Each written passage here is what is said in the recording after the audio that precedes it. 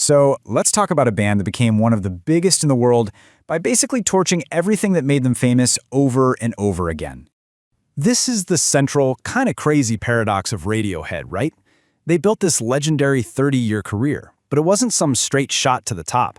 No, it was more like a repeating cycle. And this is the key to understanding them. They'd have massive success, which would lead to complete burnout from all the pressure. And then they just radically tear down their own sound and identity and start over. So how did this all play out? Well, it all started with a single song. Okay, Chapter 1. Our story kicks off way back in 1992 with a song that was both a global smash hit and, believe it or not, an artistic prison. That song, of course, was Creep. I mean, it was absolutely massive. But here's the thing. Its whole angsty alternative rock vibe created this stigma, this box that the band immediately hated. They felt like it totally misrepresented what they were actually trying to do. And you can just feel the frustration in this quote from frontman Tom York. Can you imagine? They felt like they were trapped in a loop, living out the same song night after night. The pressure to just replicate that one hit was completely suffocating their creativity. So what do?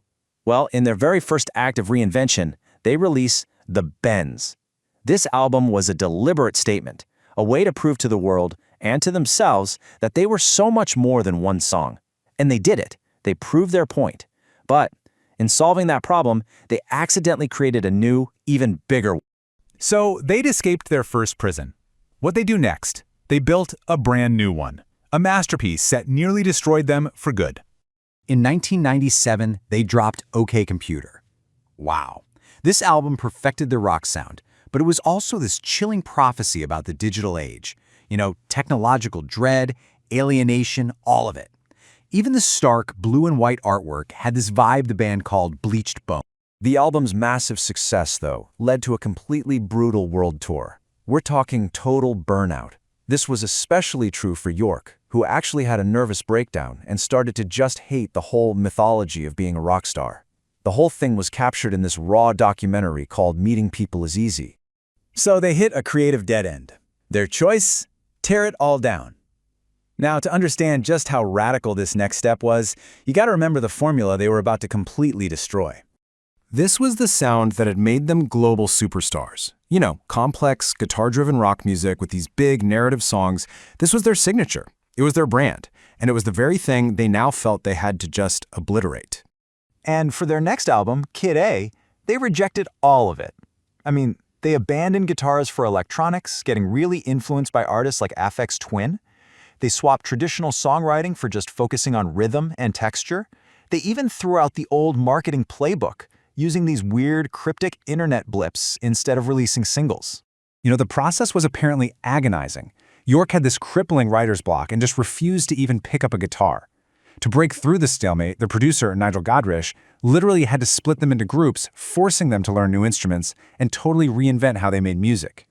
So after reinventing their art, what was left? Well, their next target was the music industry itself. So check this out. Their contract with their major label, EMI, was finally over. They were independent. And for their 2007 album, In Rainbows, they decided to deconstruct the entire way you're supposed to release an album. They released it online with a pay-what-you-want model. That's right, fans could download the entire album for any price they chose, including absolutely nothing. Zero.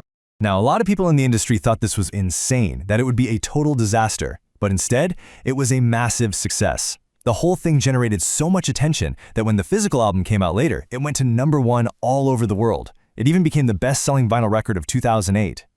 So, what's the big lesson here? What should we take away from all this?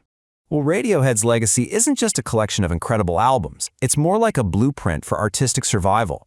By embracing this wild cycle of success, then burnout, then deconstruction, they kept redefining what rock music could be. They challenged the industry, and they've stayed creatively vital for more than 3 decades.